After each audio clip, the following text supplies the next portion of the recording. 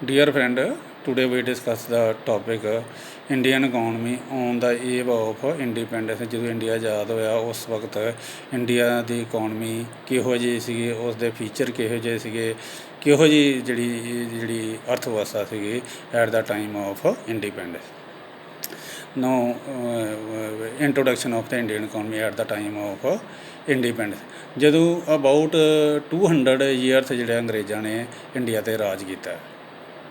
ਅੰਗਰੇਜ਼ਾਂ ਦੇ ਆਉਣ ਤੋਂ ਪਹਿਲਾਂ ਜਿਹੜਾ ਇੰਡੀਆ ਨੂੰ ਆਪਾਂ ਸੋਨੇ ਦੀ ਚਿੜੀ ਕਿਹਾ ਜਾਂਦਾ ਸੀਗਾ, ਕਿਉਂਕਿ ਉਸ ਟਾਈਮ 'ਤੇ ਮਤਲਬ ਕਿ 80% ਆਫ ਦਾ ਪੀਪਲ ਮਤਲਬ ਕਿ ਡਿਪੈਂਡ ਅਪੋਨ ਓਨ ਰਿਸੋਰਸਿਸ। ਉਹ ਕਿਧਰੋਂ ਕੋਈ ਚੀਜ਼ ਦੀ ਡਿਮਾਂਡ ਨਹੀਂ ਕਰਦੇ ਸੀਗੇ, ਹਰ ਚੀਜ਼ ਆਪਣੇ ਆਪ ਹੀ ਬਣਾਉਂਦੇ ਸੀਗੇ, ਆਪ ਹੀ ਉਹਨਾਂ ਨੂੰ ਕੰਜ਼ਿਊਮ ਕਰਦੇ ਸੀਗੇ, ਕਿਧਰੋਂ ਲੋੜ ਨਹੀਂ ਪੈਂਦੀ ਸੀਗੀ। ਪਰ ਜਦੋਂ ਅੰਗਰੇਜ਼ ਆਏ ਉਹਨਾਂ ਨੇ ਇਹੀ ਪਾਲਿਸੀ ਅਡਾਪਟ ਕੀਤੀ to exploit natural resources of India ਦੇ ਨੈਚੁਰਲ ਰਿਸੋਰਸ ਨੂੰ ਮਤਲਬ ਕਿ ਐਕਸਪਲੋਇਟ ਕਰਨਾ।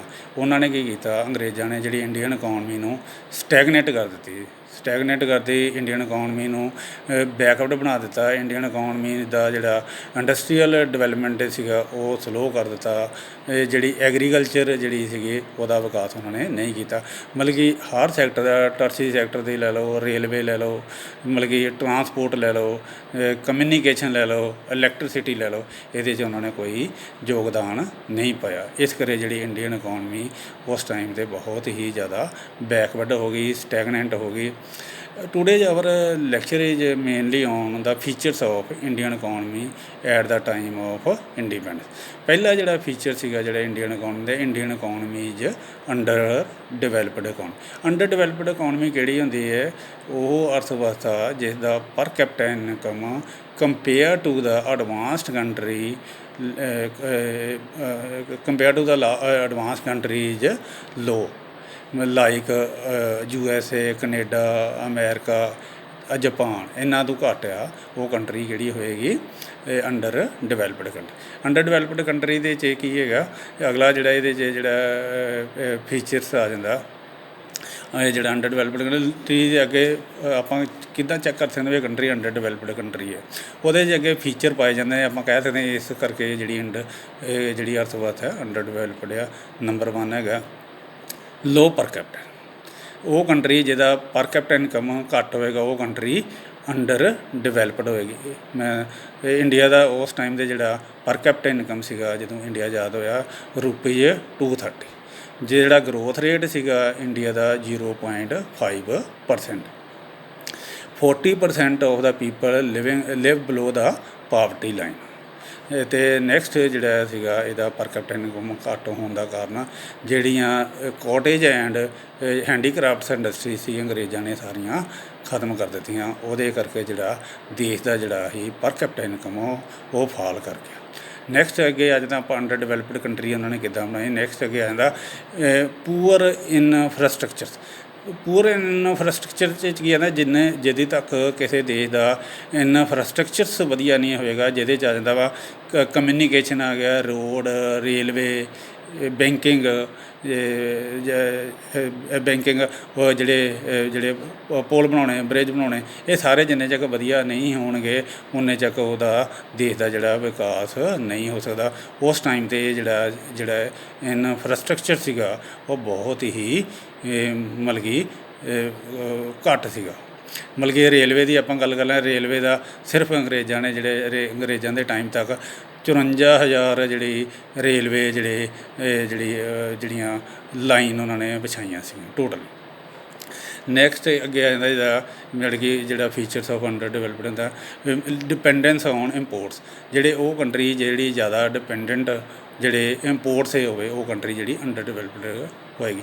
ਉਸ ਟਾਈਮ 'ਤੇ ਕੀ ਅੰਗਰੇਜ਼ਾਂ ਨੇ ਕੀ ਕੀਤਾ, ਜਿਹੜੀ ਇੰਡੀਅਨ ਇਕੋਨਮੀ ਹੈ ਡਿਪੈਂਡੈਂਟ ਔਨ ਜਿਹੜੀ ਬ੍ਰਿਟੇਨ 'ਤੇ ਬਣਾ ਦਿੱਤਾ। ਜਿਹੜੇ ਦੋ ਤਰ੍ਹਾਂ ਦੇ ਗੁੱਡਸ ਹੁੰਦੇ ਨੇ, ਇੱਕ ਹੁੰਦੇ ਨੇ ਕੰਜ਼ਿਊਮਰ ਗੁੱਡਸ, ਇੱਕ ਹੁੰਦੇ ਨੇ ਕੈਪੀਟਲ ਗੁੱਡਸ। ਜਿਹੜੇ ਕੈਪੀਟਲ ਗੁੱਡਸ ਹੈ ਉਹ ਟੋਟਲੀ ਜਿਹੜੇ ਬ੍ਰਿਟੇਨ ਤੋਂ ਆਉਂਦੇ ਸੀਗੇ। ਅਤੇ ਇੱਥੇ ਜਿਹੜੇ ਕੰਜ਼ਿਊਮਰ ਗੁੱਡਸ ਵੀ ਜਿਹੜੇ ਇੰਡੀਆ ਦੇ 'ਚ ਬਹੁਤ ਹੀ ਘੱਟ ਪ੍ਰੋਡਕਸ਼ਨ ਕੀਤਾ ਜਾਂਦਾ। ਮੈਕਸੀਮਮ ਜਿਹੜਾ ਕੈਪੀਟਲ ਗੁੱਡਸ ਉਹ ਟੋਟਲੀ ਇਹ ਬ੍ਰਿਟੇਨ ਤੋਂ ਆਉਂਦਾ ਸੀਗਾ। ਕੈਪੀਟਲ ਗੁੱਡਸ 'ਚ ਜਿਹੜੀ ਮਸ਼ੀਨਰੀ ਆ ਗਈ, ਮੈਡੀਸਨ ਆ ਗਈ, ਇਹ ਸਾਰੀਆਂ ਜਿਹੜੀਆਂ ਕੈਪੀਟਲ ਗੁੱਡਸ, ਜਿਹਦੇ ਨਾਲ ਅੱਗੇ ਕੈਪੀਟਲ ਗੁੱਡਸ ਹੁੰਦੀਆਂ ਜਿਹਦੇ ਨਾਲ ਹੋਰ ਫਰਦਰ ਅੱਗੇ ਡਿਵੈਲਪਮੈਂਟ ਕੀਤੀ ਜਾ ਸਕਦੀ, ਉਹ ਸਾਰਾ ਇਹਦੇ 'ਚ ਆ ਜਾਂਦਾ।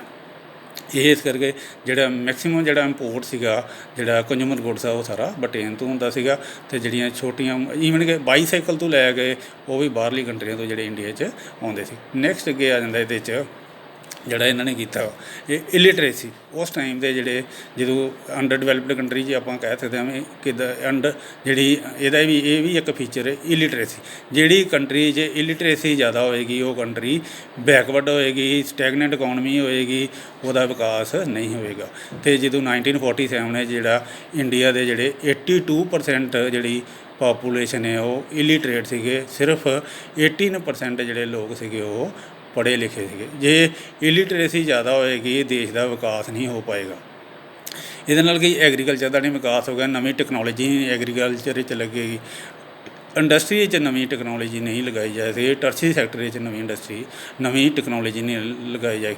ਜਿੰਨੇ ਤੱਕ ਨਵੀਂ ਟੈਕਨੋਲੋਜੀ ਨਹੀਂ ਲੱਗੇਗੀ ਉਨੀ ਦੇਰ ਤੱਕ ਉਸ ਨਾ ਐਗਰੀਕਲਚਰ ਸੈਕਟਰ ਦਾ ਵਿਕਾਸ ਹੋ ਸਕਦਾ, ਨਾ ਇੰਡਸਟਰੀਅਲ ਸੈਕਟਰ ਦਾ ਵਿਕਾਸ ਹੋ ਸਕਦਾ। ਇਸ ਕਰਕੇ ਦੇਸ਼ ਦੇ ਵਿਕਾਸ ਵਿੱਚ ਇਲਿਟਰੇਸੀ ਦਾ ਘਟਨਾ ਬਹੁਤ ਹੀ ਜ਼ਰੂਰੀ ਹੈ। ਮਤਲਬ ਕਿ ਜਿੰਨੇ ਲੋਕ ਪੜ੍ਹੇ ਲਿਖੇ ਹੋਣਗੇ ਉਨਾ ਹੀ ਦੇਸ਼ ਦਾ ਵਿਕਾਸ ਹੋਏਗਾ। ਇਸ ਕਰਕੇ ਉਸ ਟਾਈਮ 'ਤੇ ਇਲਿਟਰੇਸੀ ਰੇਟ ਜਿਹੜਾ ਬਹੁਤ ਜ਼ਿਆਦਾ ਸੀਗਾ। ਅੰਗਰੇਜ਼ਾਂ ਦੀ ਪਾਲਿਸੀ ਸੀਗੀ ਵੀ ਲੋਕਾਂ ਨੂੰ ਜ਼ਿਆਦਾ ਪੜ੍ਹਾਈ ਵਿੱਚ ਨਹੀਂ ਲਾਉਣਾ। ਨੈਕਸਟ ਅਗਲਾ ਜਿਹੜਾ ਪੁਆਇੰਟ ਆ ਜਾਂਦਾ ਇਹਦਾ, ਇਹ ਜਿਹੜਾ ਫੀਚਰ ਹੈ ਸਟੈਗਨੈਂਟ ਇਕੋਨਮੀ।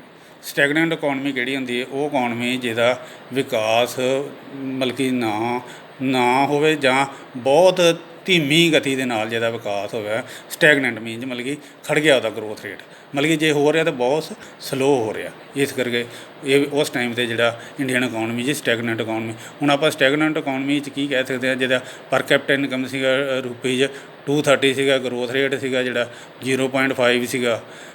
ਜਿਹੜਾ ਇੰਡੀਆ ਦਾ ਗਰੋਥ ਰੇਟ ਮਤਲਬ ਕਿ ਮੈਕਸੀਮਮ ਜਿਹੜੀ ਕੋਟੇਜ ਐਂਡ ਇੰਡਸਟਰੀ ਜਿਹੜੀ ਉਹ ਉਹਨਾਂ ਨੇ ਖਤਮ ਕਰ ਦਿੱਤੀ। ਇਸ ਕਰਕੇ ਜਿਹੜਾ ਪਰ ਕੈਪੀਟਲ ਇਨਕਮ ਜਿਹੜਾ ਘਟ ਗਿਆ। ਨੈਕਸਟ ਹੈਗਾ ਇਕਨੋਮਿਕ ਡਰੇਂਜ। ਉਹਨਾਂ ਨੇ ਕੀ ਕੀਤਾ, ਅੰਗਰੇਜ਼ਾਂ ਨੇ ਕੀ ਕੀਤਾ, ਮੈਕਸੀਮਮ ਜਿਹੜਾ ਇੱਥੋਂ ਜਿਹੜਾ ਰਾ ਮਟੀਰੀਅਲ ਨੂੰ ਉਹਨਾਂ ਨੇ ਐਕਸਪੋਰਟ ਕੀਤਾ ਅਤੇ finished product, industrial finished product ਇੱਥੇ ਲਿਆ ਕੇ ਉਹਨਾਂ ਨੇ ਸੇਲ ਕੀਤੀ। ਇੱਕ ਉਹਨਾਂ ਨੇ ਅੰਗਰੇਜ਼ਾਂ ਨੇ ਇੱਕ ਹੋਰ ਪੋਲਿਸੀ ਕੀਤੀ, ਟੈਰਿਫ ਲਗਾ ਦਿੱਤਾ। Tariff policy, discriminating tariff policy. ਜਿਹੜੇ ਉੱਥੋਂ ਜਿਹੜੇ ਬ੍ਰਿਟੇਨ ਤੋਂ ਜਿਹੜੇ ਪ੍ਰੋਡਕਟ ਆਉਂਦੇ ਸੀਗੇ, ਕੈਪੀਟਲ ਗੁੱਡਸ ਜਾਂ ਕੰਜ਼ਿਊਮਰ ਗੁੱਡਸ, ਉਹਨਾਂ ਦੇ ਜਿਹੜੀ ਟੈਰਿਫ ਨਹੀਂ ਲਗਾਇਆ ਜਾਂਦਾ ਜਾਂ ਬਹੁਤ ਘੱਟ ਲਗਾਉਂਦੇ ਸੀਗੇ। ਜਿਹੜੇ ਇੰਡੀਅਨ ਮੇਡ ਸੀਗੇ ਉਹਦੇ 'ਤੇ ਟੈਰਿਫ ਜਿਹੜੇ ਰੇਟ ਜਿਹੜਾ ਵਧਾ ਦਿੱਤਾ। ਉਹਦੇ ਨਾਲ ਕੀ ਹੋਇਆ, ਜਿਹੜੇ ਇੰਡੀਆ ਦੇ ਜਿਹੜੇ ਪ੍ਰੋਡਕਟ ਨੇ ਉਹ ਮਹਿੰਗੇ ਹੋ ਗਏ ਅਤੇ ਜਿਹੜੇ ਬ੍ਰਿਟੇਨ ਦੇ ਸੀਗੇ ਜਾਂ ਇੰਗਲੈਂਡ ਦੇ ਜਿਹੜੇ ਪ੍ਰੋਡਕਟ ਸੀ ਉਹ ਸਸਤੇ ਹੋ ਗਏ। ਇਹਦੇ ਨਾਲ ਜਿਹੜੇ ਮਸ਼ੀਨਰੀ ਦੇ ਨਾਲ ਮੇਡ ਸੀਗੇ ਪ੍ਰੋਡਕਟ ਉਹ ਮਤਲਬ ਕਿ ਸਸਤੇ ਹੋ ਗਏ। ਉਹਨਾਂ ਨੇ ਲੋਕਾਂ ਨੇ ਪ੍ਰੈਫਰੈਂਸ ਉਹਨਾਂ ਨੂੰ ਕਰਨਾ ਸ਼ੁਰੂ ਕਰਦਾ। ਇਸ ਕਰਕੇ ਜਿਹੜੀ handicrafts and cottage industry fall ਹੋ ਗਈ। ਨੈਕਸਟ ਅੱਗੇ ਆ ਜਾਂਦਾ ਜਿਹੜਾ ਇਹਦਾ ਫੀਚਰ ਆ ਜਾਂਦਾ। ਨੈਕਸਟ ਅੱਗੇ semi feudal economy. Semi feudal economy 'ਚ ਕੀ ਆ ਜਾਂਦਾ ਵਾ, ਜਿਹੜੇ ਉਹਨਾਂ ਨੇ ਡਿਵੈਲਪਮੈਂਟ ਜਿਹੜੇ ਐਗਰੀਕਲਚਰ ਅਤੇ ਇੰਡਸਟਰੀ 'ਚ ਨਾ ਕੈਪੀਟਲਿਸਟ ਸਿਸਟਮ ਇੰਟਰੋਡਿਊਸ ਕਰਤਾ। ਕੈਪੀਟਲਿਸਟ ਸਿਸਟਮ ਦੇ ਨਾਲ ਕੀ ਹੋਇਆ, ਜਿਹੜਾ ਐਗਰੀਕਲਚਰ ਵਿੱਚ ਜੇ ਆਪਾਂ ਗੱਲ ਕਰਦੇ ਹਾਂ, ਐਗਰੀਕਲਚਰ ਵਿੱਚ ਉਹਨਾਂ ਨੇ ਜ਼ਿਮੀਂਦਾਰਾ ਸਿਸਟਮ ਇੱਕ ਇੰਟਰੋਡਿਊਸ ਕੀਤਾ। ਜ਼ਿਮੀਂਦਾਰਾਂ 'ਚ ਅੱਗੇ ਫਿਰ ਮਹਿਲਵਾੜੀ ਸਿਸਟਮ, ਰੋਹਿਤਵਾੜੀ ਸਿਸਟਮ ਇਹ ਜਿਹੜਾ ਇੰਟਰੋਡਿਊਸ ਕੀਤਾ। ਇਹਦੇ ਨਾਲ ਕੀ ਹੋਇਆ, ਜਿਹੜਾ ਉਹਦੇ ਨਾਲ ਮਿਡਲਮੈਨ ਵਿੱਚ ਉਹ ਤਪਣ ਹੋ ਗਿਆ। ਮਿਡਲਮੈਨਾਂ ਦੇ ਅਤੇ ਜਿਹੜਾ ਐਕਚੁਅਲ ਟੈਂਟ ਸੀਗਾ, ਮਤਲਬ ਕਿ ਉਹਦੇ ਕੋਲੋਂ ਜਿਹੜਾ ਰੈਂਟ ਜਿਹੜਾ ਲੈਂਡ ਦਾ ਉਹਦਾ ਠੇਕਾ ਜਿਹਨੂੰ ਆਪਾਂ ਕਹਿ ਦਿੰਦੇ ਉਹ ਜ਼ਿਆਦਾ ਲਿਆ ਜਾਂਦਾ ਸੀਗਾ ਅਤੇ ਅੰਗਰੇਜ਼ਾਂ ਤੱਕ ਘੱਟ ਦਿੱਤਾ ਜਾਂਦਾ ਸੀ। ਅੰਗਰੇਜ਼ਾਂ ਨੂੰ ਘੱਟ ਪਹੁੰਚਾਉਂਦੇ ਸੀਗੇ। ਉਹਦਾ ਵਿਚਲਾ ਜਿਹੜਾ ਮੇਜਰ ਪੋਰਸ਼ਨ ਜਿਹੜਾ ਉਹ ਮਿਡਲਮੈਨ ਜਿਹੜਾ ਲੈ ਜਾਂਦਾ ਸੀਗਾ। ਇਸ ਕਰਕੇ ਜਿਹੜੇ ਫਾਰਮਰ ਨੇ ਉਹਨਾਂ ਨੇ ਐਗਰੀਕਲਚਰ ਵੱਲ ਜ਼ਿਆਦਾ ਸਟਰੈਸ ਨਾ ਦਿੱਤਾ। ਉਹਦੇ ਕਰਕੇ ਜਿਹੜਾ ਫਾਰਮਰ ਸੀਗੇ ਉਹ ਡੈਪਟ 'ਚ ਚਲੇ ਗਏ। ਡੈਪਟ 'ਚ ਜਾਣ ਕਰਕੇ ਗਰੋਥ ਰੇਟ ਜਿਹੜਾ ਐਗਰੀਕਲਚਰ ਦਾ ਫਾਲ ਹੋਣਾ ਸ਼ੁਰੂ ਹੋ ਗਿਆ। ਫਾਰਮਰ ਨੇ ਇੰਟਰਸਟ ਲੈਣਾ ਬੰਦ ਕਰ ਦਿੱਤਾ ਅਤੇ ਇਹਦੇ ਕਰਕੇ ਇਹ ਵੀ ਜਿਹੜੀ ਇੱਕ ਪ੍ਰੋਬਲਮ ਹੈ। ਅੱਗੇ ਆ ਜਾਂਦਾ ਨੈਕਸਟ ਇਹਦਾ ਜਿਹੜਾ ਪੁਆਇੰਟ ਆ ਜਾਂਦਾ, ਜਿਹੜਾ ਫੀਚਰ ਪ੍ਰੀਡੋਮੀਨੈਂਸ ਆਫ ਐਗਰੀਕਲਚਰ। ਮਤਲਬ ਕਿ ਉਸ ਟਾਈਮ 'ਤੇ ਮਤਲਬ ਕਿ ਜਦੋਂ ਇੰਡੀਆ ਆਜ਼ਾਦ ਹੋਇਆ 70% ਜਿਹੜੀ ਇੰਡੀਆ ਦੀ ਜਿਹੜੀ ਫਾਰਮਰ ਨੇ ਜਾਂ ਜਿਹੜੀ ਪਾਪੂਲੇਸ਼ਨ ਹੈ ਇੰਗੇਜਡ ਇਨ ਐਗਰੀਕਲਚਰ ਸੈਕਟਰ ਵਿੱਚ ਕੰਮ ਕਰਦੇ ਸੀਗੇ। ਜਿਹੜੇ ਐਗਰੀਕਲਚਰ ਸੈਕਟਰ ਆ ਅੱਗੇ ਇਹਦਾ ਜਿਹੜੀ ਕੰਟਰੀਬਿਊਸ਼ਨ ਸੀਗੀ, ਮਤਲਬ ਕਿ 82% ਪਾਪੂਲੇਸ਼ਨ ਇੰਗੇਜਡ ਇਨ ਐਗਰੀਕਲਚਰ ਸੈਕਟਰ ਅਤੇ ਇਹਦੀ ਜਿਹੜੀ ਕੰਟਰੀਬਿਊਸ਼ਨ ਸੀਗੀ ਨੈਸ਼ਨਲ ਇਨਕਮ ਵਿੱਚ ਉਹ ਸੀਗੀ 50%। ਇੱਕ ਇਹਦੇ 'ਚ ਇਹ ਹੋਰ ਵੀ ਆ ਪ੍ਰੀਡੋਮੀਨੈਂਸ ਆਫ ਐਗਰੀਕਲਚਰ ਦਾ ਜਾਂ ਬੈਕਵਰਡ ਮੈਨੂੰ ਕਹਿ ਦੇਣਾ ਪ੍ਰੀਡੋਮੀਨੈਂਸ ਇਸ ਕਰਕੇ ਹੋਈ ਜਿਹੜੀ ਮਾਈਗ੍ਰੇਸ਼ਨ ਚਲੀ ਗਈ ਜੀ। ਲੋਕ ਨਾ ਸ਼ਹਿਰਾਂ 'ਚ ਰਹਿੰਦੇ ਸੀਗੇ, ਸ਼ਹਿਰਾਂ ਦੀ ਹੈਂਡੀਕ੍ਰਾਫਟਸ ਇੰਡਸਟਰੀ ਅਤੇ ਜਿਹੜੀ ਹੈਂਡੀਕ੍ਰਾਫਟਸ ਐਂਡ ਜਿਹੜੀਆਂ ਜੂਟ ਜਿਹੜੀ ਕਾਟੇਜ ਐਂਡ ਹੈਂਡੀਕ੍ਰਾਫਟ ਇੰਡਸਟਰੀ ਖਤਮ ਹੋ ਗਈ।